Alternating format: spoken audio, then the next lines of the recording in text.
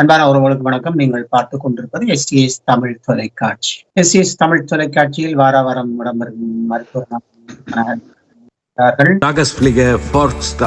ஈழத்து பெண்மணியால் ஜெர்மனியில் வதனி செல்வநாதன் அவர்களால் உருவாக்கப்பட்ட முதியோர் பராமரிக்கும் இல்லம் மருத்துவ நாம் நிகழ்வோடு இணைந்திருக்கின்றோம். மருத்துவ நாம் நிகழ்வில் எங்களோடு இணைந்திருக்கின்ற உளவியல் நிபுணர் ஸ்ரீ காசிராமநாதன் ஐயா அவர்கள். வணக்கம். வணக்கம். வணக்கம். மீண்டும் ஒரு முறை நாங்கள் இணைந்து கொள்கிறோம். அதுவும் இந்த ஆண்டின் நிறைவு நிகழ்வாக இருக்கின்றது. நிகழ்வாக கலைக்க வேண்டிய இந்த மருத்துவ நாம நிகழ்விலே உண்மையிலேயே நாங்கள் பார்க்கக்கூடியதாக இருக்கின்றது இந்த இழப்புகள். அது யாராக இருந்தாலும், மனைவியாக இருந்தான, பிள்ளையாக இருந்தான, சகோதரங்களாக இருந்தால் என்ன, இதனால் ஏற்படும் மன உளைச்சல்கள் என்ன, அது தருகின்ற வலிகள் என்ன, அதற்கான தீர்வுகள் எப்படியானதாக இருந்தால் அதை சமாளிக்க முடியும், அந்த உணர்வுகளை கட்டுப்படுத்த முடியும் என்பதை இன்று மிகவும் அருமையான விஷயம். இந்த தலையங்கம் இப்ப இன்றைக்கு சூடாக இருக்கிற ஒரு தலையங்கமாக இன்றைக்கு இருக்கின்றது. ஆனா இப்ப இந்த விஷயங்களை நாங்க முதல்ல ஒரு தத்துவ உளவியல் முறையில நாங்க விளங்கி கொள்வோம். அதுக்கு பிறகு அதுக்கு என்ன விதமாக அதுக்கு நாங்க தீர்வுகளை காணலாம், அல்லது என்ன விதமான முறையில எங்களுக்கே நாங்க உதவி செய்யலாம் என்ற விஷயத்தை பற்றி நாங்க பின்னுக்கு அதை பற்றி பார்க்கலாம். முதல்ல இப்ப இந்த இழப்புகள் என்று சொல்றது நாங்கள் ஒரு போர் சமூகத்தில இருந்து வந்ததால இழப்புன்றது எங்கள்கிட்ட ஒரு தொகை, அது 1, 2, 3 சொல்ற அளவுக்கு இல்லை. என்ற யுத்தத்துல நாங்கள் இழந்தது பல பேரை கண்ணுக்கு முன்னாலே சடுதியான பல இழப்புகள், சில விஷயங்கள் வார்த்தையாலே சொல்ல முடியாத அளவுக்கு இழப்புகள் நடந்தது இல்லையோ. இப்ப உதாரணமாக சாப்பிட்டு கொண்டு ஒரு மரத்துக்கு அடியிலையோ அல்லது வீட்டிலேயோ சாப்பிட்டு கொண்டு இருக்கும் போது அதுல ஒரு குண்டு விழுந்து என்று சொன்னா அவ்வளவு பேரும் இல்லை. அவர்கள் இருந்த இடத்துல வெறும் கிடங்கு தான் இருக்கு. அந்த கிடங்கு இதுல சில நேரங்கள்ல தண்ணி கூட வர்ற அளவுக்கு ஆழமாக அந்த குண்டின் வெடிப்பின் தாக்கம் அங்க இருக்கும் இல்லையா. அப்ப அதனால அங்க நாங்க இழந்தது என்று சொல்றது எங்களுக்கு வார்த்தையால சொல்ல முடியாத பெரிய பெரிய இழப்புகள் அங்க நடந்தது இல்லையா. ஆனா இப்ப அந்த இழப்புகள் அங்க நடந்தாலும் அங்க ஒரு விஷயம் ஒன்று இருந்தது என்று சொன்னா, அதாவது அந்த இழப்புகளுக்கு இப்ப உதாரணமாக 2009 அந்த கடைசி காலகட்டத்தை கதைப்போம். அதுக்கு முதல்ல எத்தனையோ விஷயங்கள் எங்களுக்கு வரலாறு நிறைய இருக்கு, அது இல்லை என்று இல்லை. நான் இந்த 2009 இந்த கடைசி முள்ளிவாய்க்கால் இந்த பக்கத்துல நடந்த விஷயத்துல கண்ணுக்கு முன்னாலே பல விஷயங்கள் கனவு காணுறோமா அல்லது உண்மையா என்று தெரியாம அங்க உள்ள மக்களின் கண்ணுக்கு முன்னால பல உறவுகள், நட்புகள், பல பேரை இல்லாம போனது, பல பேரை இழந்தது இல்லையோ. அந்த இழப்பு என்று சொல்றது அந்த கடைசி நேரத்துல ஒரு முக்கியமான ஒரு அம்சமாக அன்றைக்கு இருந்தது. அப்ப அந்த அம்சமா இருக்கேக்க அங்க இருந்த தப்பினவர்களுக்குரிய ஒரே ஒரு நோக்கம் இருந்தேன்னு என்று சொன்னா, நாங்க எப்படி தப்பி பிழைச்சு அங்கால போவோம் அல்லது அந்த எங்கட வாழ்க்கையை தொடருவோம் என்றதான் நாங்க முக்கியமான போராட்டமாக இருந்து. இதனாலே அங்க இருந்தவர்களுக்கு அழுது கவலைப்படுறதுக்குரிய நேரம் கிடைக்கல. இழப்புன்றது சோகம். உளவியல் உணர்வில் நாங்க பார்த்தோம் என்று சொன்னா இழப்புன்றதுன்ற மறுபக்கம் சோகம் என்று சொல்றோம், கவலை என்று சொல்றோம் இல்லையோ. அப்ப இந்த சோகம் என்ற கவலை என்ற இந்த விஷயம் நாங்கள் ஒரு ஓய்வான, இப்ப உதாரணமாக இப்ப நீங்க முல்ல மோகனை இங்க ஜெர்மனியில இழந்த உடனே உங்களுக்கு தாராளமாக அமைதியான நேரம் கிடைக்குது அதை சோகப்படுறதுக்கு. சமூகம் எல்லாமே இயற்கையாக இயங்கி கொண்டிருக்கு. அப்ப இதனால இங்க ஓய்வு அல்லது எங்களுக்குரிய தகுந்த நேரம் இங்க கிடைக்குது.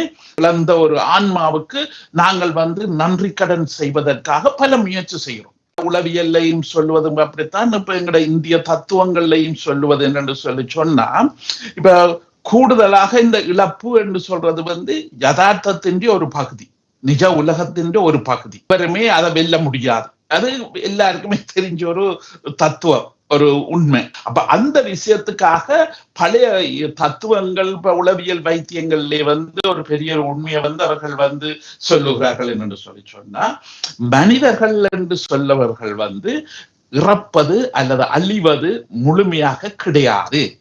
அவர்கள் தங்களுடைய பிள்ளைகளுக்கு ஊடாக அவற்றை சந்ததி தொடர்கிறது.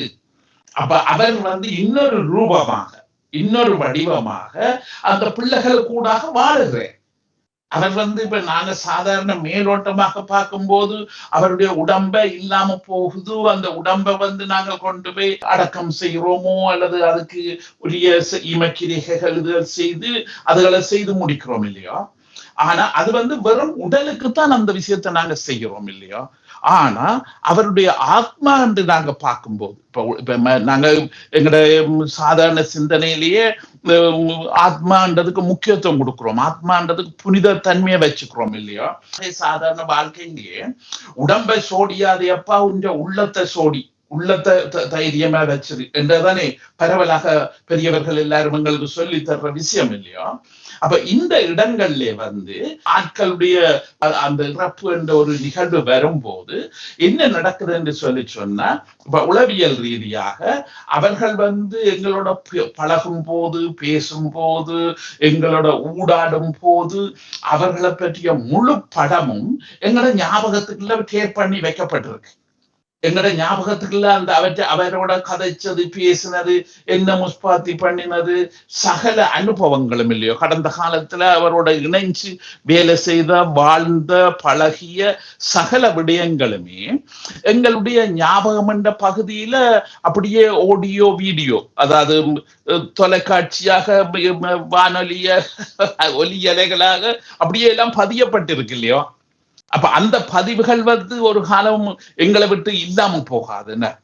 இப்ப உதாரணமாக இப்ப நாங்க வந்து உளவியல் இதுல நாங்க வந்து பார்க்கும்போது இப்ப சில வேளையில இப்ப இங்கே சில பேர் வந்து சடுதியாக இறக்கிறார்கள். இப்ப உதாரணமாக மூளை இரத்த கசிவுகள் அல்லது இதய நோய்கள் இதுகள் என்று சொல்லும் போது சில பேர் ஆஸ்பத்திரியை கொண்டு போய் ஒரு நாள்ல அல்லது 3 நாள்ல அல்லது 5 நாள்ல இறக்குற தன்மைகள் இங்க வந்து இருக்கு இல்லையா.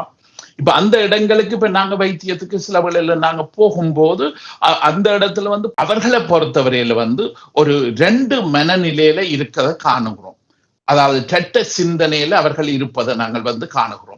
ஒரு சில நேரத்துல அவர்கள் வந்து அவர் உண்மையிலேயே இறந்து விட்டார் எங்களோட இல்லை என்ற ஒரு நிஜ சிந்தனையும், இன்னொரு இடத்துல இல்லை அவர் கடைசி வரையும் சாகவே மாட்டார், அவருக்கு சாவே இப்போதைக்கு வராது, அவர் எங்கேயோ ஒரு இடத்துல இருக்கிறார், ஒவ்வொரு நாளைக்கு நாங்க சந்திப்போம், ஒவ்வொரு நாளைக்கு. இப்ப உதாரணமாக கூட நெருக்கமான மனைவி அல்லது பிள்ளைகள் இப்படியான ஆக்கள்ல வந்து அந்த இறப்பு என்ற விஷயத்த அதை ஏற்றுக்கொள்ற சக்தி அவைகிட்ட வந்து இல்லையா. அப்ப அது ஒரு பெரிய அதிர்ச்சி. சும்மா கதைச்சு பேசிக்கொண்டு இருந்தவர் இல்லை என்று சொல்லும் போது ஒரு நோயாக இருந்து 1 மாதம் 3 மாதம் நோய்வாய்ப்பட்டு இருந்து இறந்தார் என்று சொன்னா அவரோட இணைஞ்ச குடும்பமோ பிள்ளைகள் எல்லாருமே தங்களை தயார்படுத்தி இருப்பார்கள் இல்லையோ. இவருக்கு கடைசி நேரம் வந்துடுது, ஆனபடியால இந்த மாதிரி வைத்தியம் செய்யணும் இதெல்லாம் செய்யணும், அவரை நாங்கள் வந்து கெரியில பிரியாவிட சொல்ல போறோம், அந்த பிரியாவிட சொல்ல போறோம் என்று சொல்லி மனதில் தங்களை தயார்படுத்தி இருப்பார்கள் இல்லையோ. நாங்கள் ஒரு விஷயத்துல தயார்படுத்தினோம் என்று சொன்னா ஒரு இழப்போ என்ன விஷயமோ எங்களை பெருசாக பாதிக்காது, பெருசாக எங்களை வந்து உடைச்சு கொட்டாது இல்லையோ. ஒரு அதிர்ச்சி வந்து எங்களை உடைச்சு கொட்டாது இல்லையோ. அந்த இடத்துல வந்து நோய்வாய்ப்பட்டு ஒரு நீண்ட காலமாக அவர் இருந்தார் அல்லது பல நோய்களோட கனகாலமாக சீவித்தார் வாழ்ந்தார் என்று சொன்னா நாங்க வந்து எவ்வளவோ எங்களோட மன தைரியத்தை வளர்த்து கொண்டு சில பேர் சில மனைவியோ கணவன் நெருக்கமான உறவினர்கள் வந்து சில நேரத்துல வந்து அவர்கள் மனம் விட்டு கதைக்கும் போது சொல்லுகிறார்கள், உண்மையில அவர் வந்து இறந்தது மிகவும் மிகவும் நல்ல விஷயம். ஏனென்று சொன்னா அவர் பட்ட உத்தரிப்பு, இதுவரை காலம் அவர் பட்ட வேதனை. உதாரணமா இப்ப சில கேன்சர்கள் இப்படியான வருத்தங்கள் கடைசியில வருதுன்னா, இப்ப இந்த கேன்சர்கள் இப்படியான வருத்தங்கள் வந்து எத்தனையோ ரசாயன வைத்தியங்கள் கெமோதெரப்பி என்று சொல்றது எத்தனையோ வைத்தியங்கள் எல்லாம் செய்து பட்டு பயங்கரமாக கஷ்டப்படுறார்கள் இல்லையோ. தலைமயிர்கள் கொட்டுண்டு முகங்கள் எல்லாம் மாறி உருவமே மாறி ஆட்கள் எல்லாம் மெலிஞ்சு கஷ்டப்பட்டு கொண்டு வருகிறார்கள் இல்லையா. அப்ப இந்த விதங்களை வந்து அனுபவிக்கிற அந்த குடும்பங்கள் பிள்ளைகள் என்று சொல்றவர்கள் வந்து இவங்க வேதனைகளை பங்கெடுக்கிறார்கள் முதல்ல ஏற்கனவே இல்லையா. அப்ப அந்த பங்குகள் எடுத்து எடுத்து எடுத்து அவர்கள் வந்து ஒரு கட்டத்துல வந்து இதுக்கு மேல இவர் வந்து அல்லது இவர் வந்து இருந்து உத்தரிக்க கூடாது, இந்த உத்தரிப்பை எங்களால கண்ணால பார்த்து சகிக்க இயலாம இருக்கு. அதை பார்த்து கொண்டு இருக்க இயலாம இருக்கு. சமய சம்பந்தமானவர்களே சில வேளையில் அவர்கள் வந்து சொல்லுகிறார்கள், கடவுளே நீயே கூட்டிக் கொண்டு போன்னு கூட பிரார்த்தனை செய்யக்கூடிய ஒரு தன்மை கூட சில பேருக்கு வருகிறது இல்லையோ.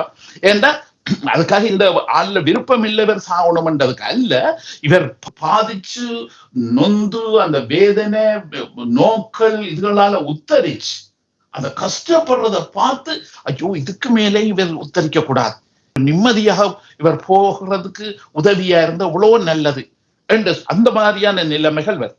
ஆனா இப்ப நாங்க எங்களுடைய உதாரணத்துக்கு வந்தோம் என்று சொன்னா, இப்ப உங்களோட முல்ல மோகனவர் ஐயா அவர் வந்து பல விஷயங்கள்ல இயற்கையாக இயங்கி ஓடி ஆடி திரிஞ்சு வேலைகளை செய்திருப்பார் இல்லையா.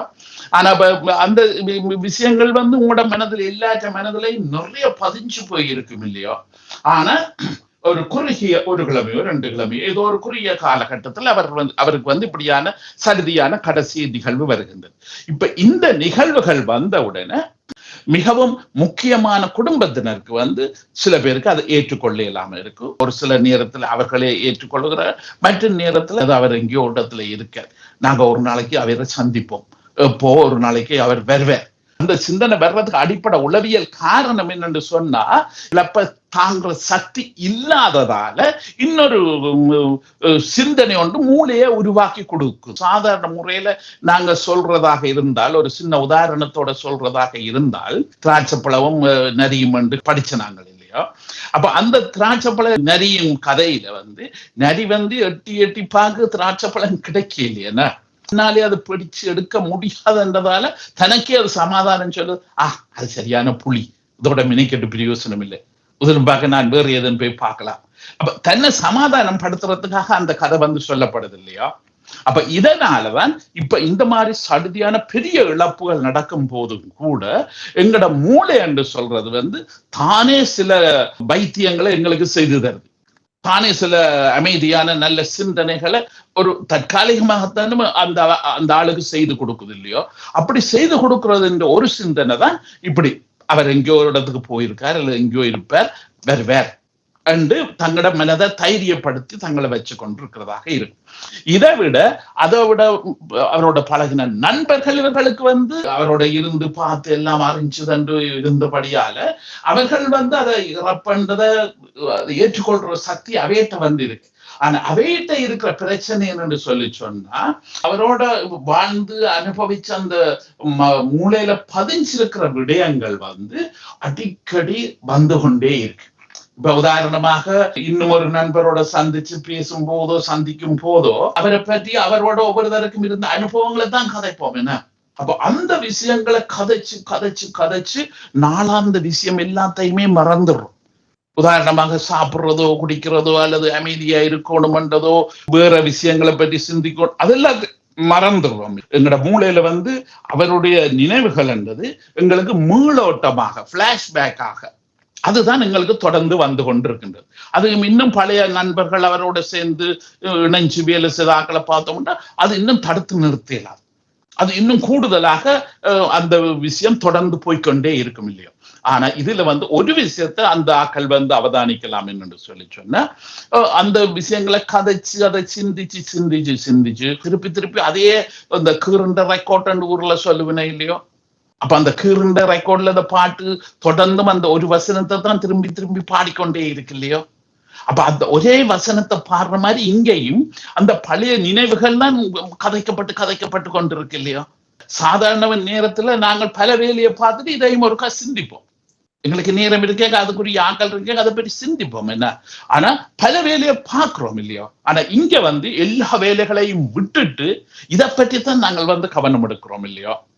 அப்ப எல்லா வேலைகளையும் விட்டுட்டு இதை பற்றி கவனம் எடுத்து இதுகளை பற்றி கதைக்கும் போது பேசும்போது இதுகளுக்குரிய நடவடிக்கைகள்ல ஈடுபடும் போது இவைகளை செய்யும் போது எங்களுடைய மூளையினுடைய எனர்ஜி சக்தி என்று சொல்றது வந்து மிகவும் எங்களை அறியாம பாவிக்கப்படுது.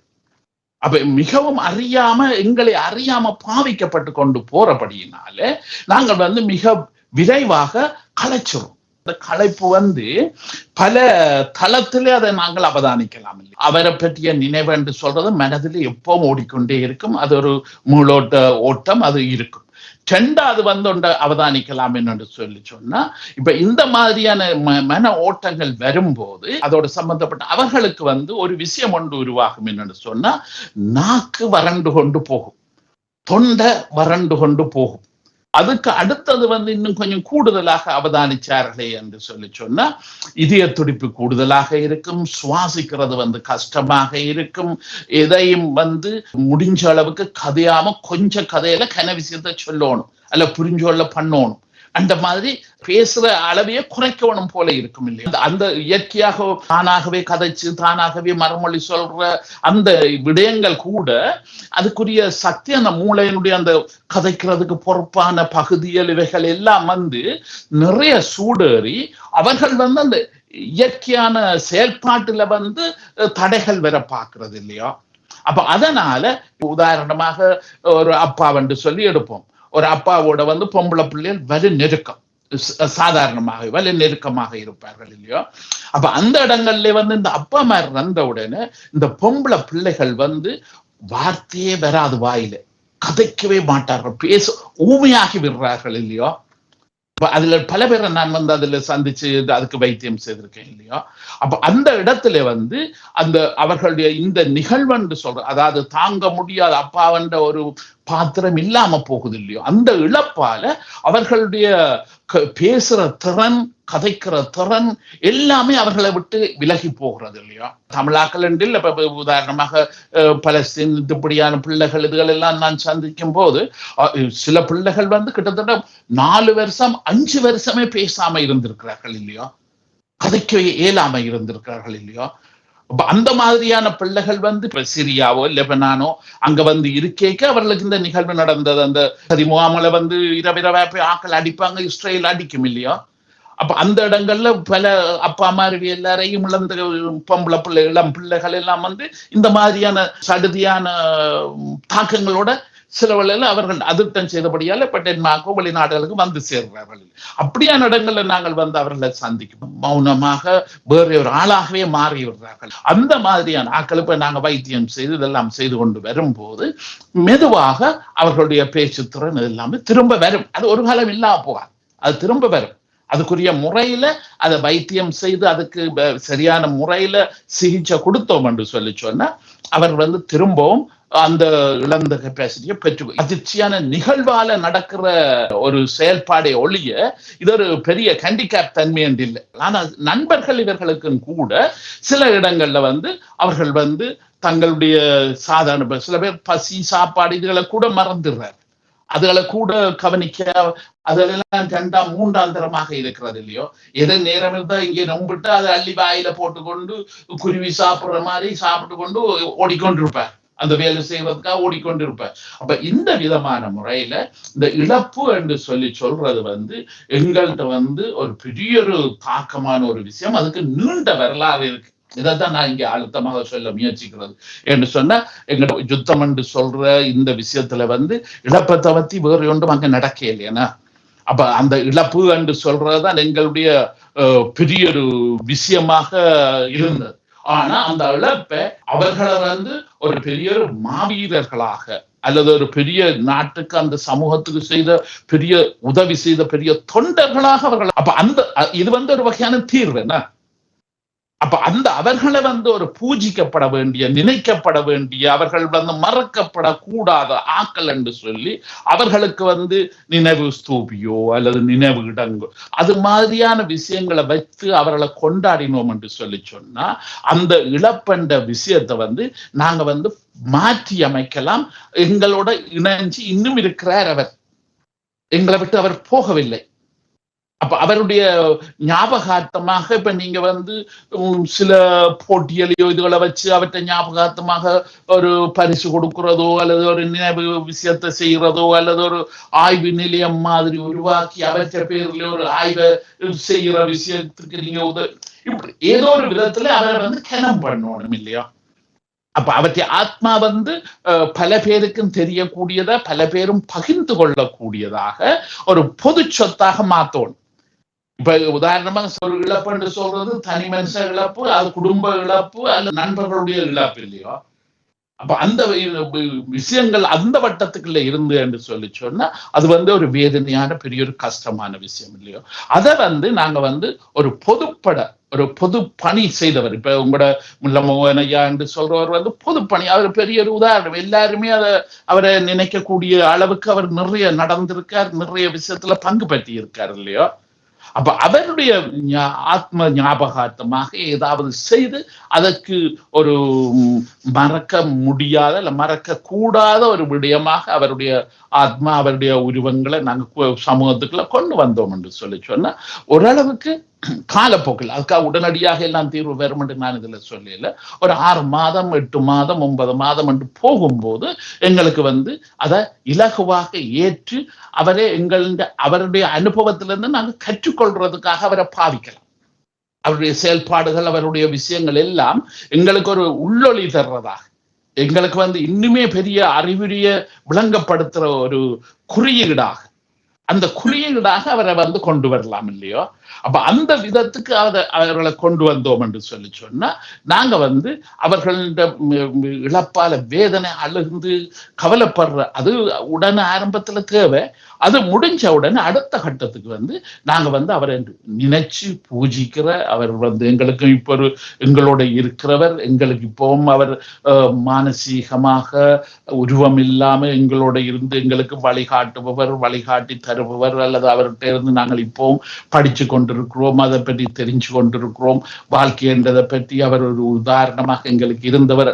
அந்த விதமாக அதை மாற்றி அமைச்சு செய்து கொண்டு போனோம் என்று சொல்லி சொன்னா இந்த தாக்கங்கள், இந்த வேதனைகள் அல்லது சோகங்களை நாங்க எங்களுக்கு முக்கியமாக மறக்கக்கூடாத ஒரு விஷயமாக, அது ஒரு பாசிட்டிவாக, அது எங்களுக்கு தாங்கக்கூடியதாக, அல்லது அது எங்களோட ஒரு சக ஜீவனாக இருப்பதாக மாற்றி அமைக்கக்கூடிய தன்மைகள் இருக்கு. இப்ப உதாரணமா இப்படித்தான் நாங்கள் எங்களோட வைத்தியங்கள்ல கூடுதலாக இந்த விடயங்களைத்தான் நாங்கள் கூடுதலாக செய்து அவர்களுக்கு ஒரு 6 மாதம் 1 வருஷ காலகட்டத்தில் சில இழப்புகள் 1 வருஷம் 1.5 வருஷம் சென்றாலும் அந்த தாக்கத்துல இருந்து விடுதலை பெறுறது இலகுவான விஷயம் என்றா இல்ல.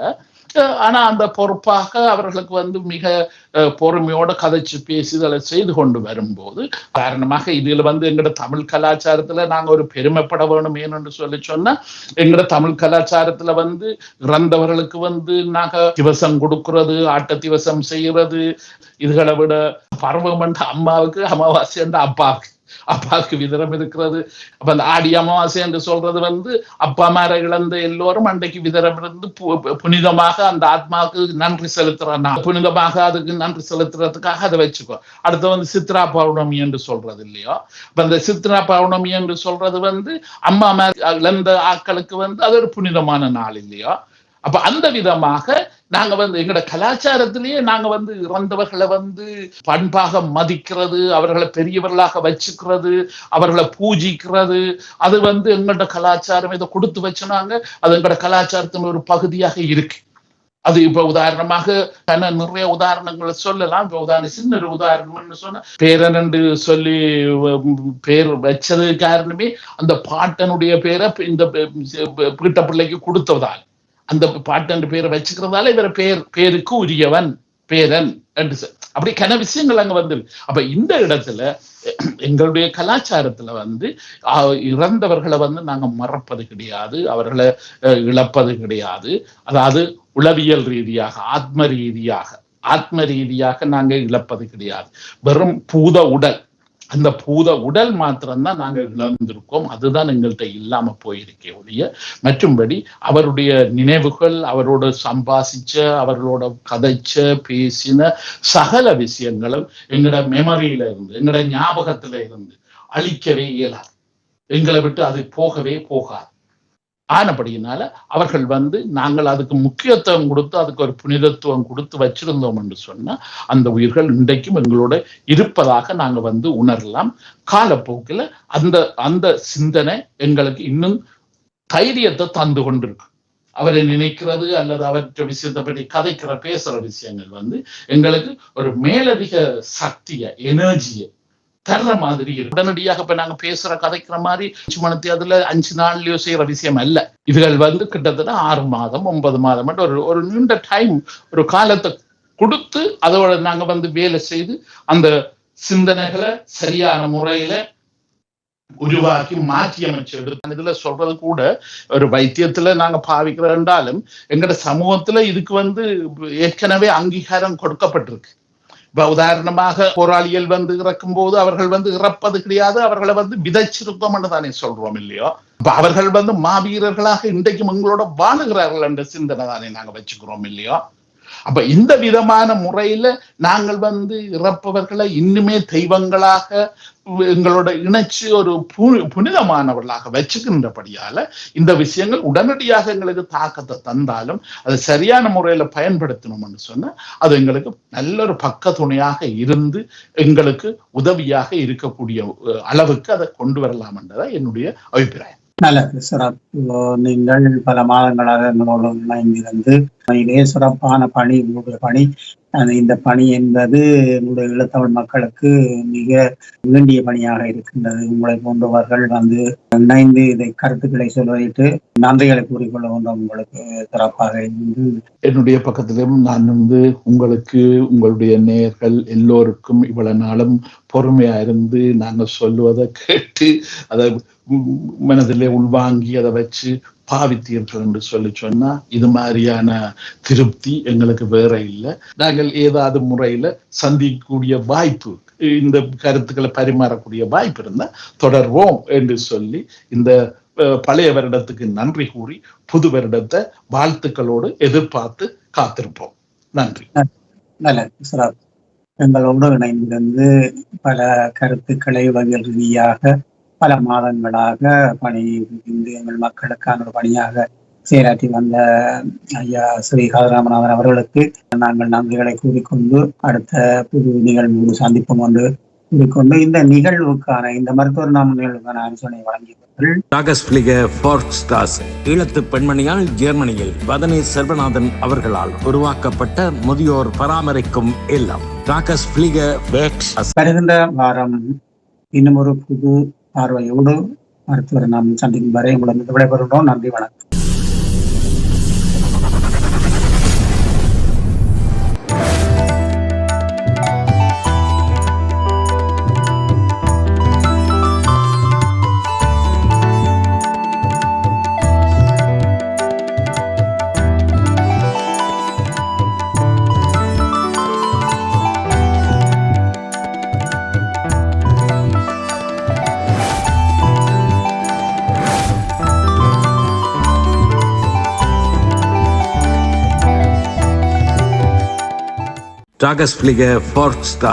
ஈழத்து பெண்மணியால் ஜெர்மனியில் வதனி செல்வநாதன் அவர்களால் உருவாக்கப்பட்ட முதியோர் பராமரிக்கும் இல்லம். 1000க்கு மேற்பட்டவர்கள் பராமரிக்கப்பட்டு வருகின்றனர். இல்லத்தில் தங்கி வாழ்வோர் வீடு சென்று அழைத்து நாளாந்த பராமரிப்பு, மருத்துவ உதவி, உடல் பயிற்சி, சிறந்த உணவு வளங்கள், விளையாட்டு பொழுதுபோக்கு அம்சங்கள், சுற்றுலா அழைத்து செல்லல், இன்னும் பல உதவி சேவையுடன் மிளிர்ந்து நிற்கும் முதியோர் பராமரிக்கும் இல்லம். இங்கு வந்தவர்கள் தங்கள் இல்லங்களில் வாழ்வது போல் வாழ்வது இவர்கள் முகமலர்வில் தெரிகின்றது. தொடர்புகளுக்கு K. Vathani Selvanathan, Linden Strasse 16A 68 623 ஹாஃப் ஹாய். தொலை தொடர்புகளுக்கு 004913099103.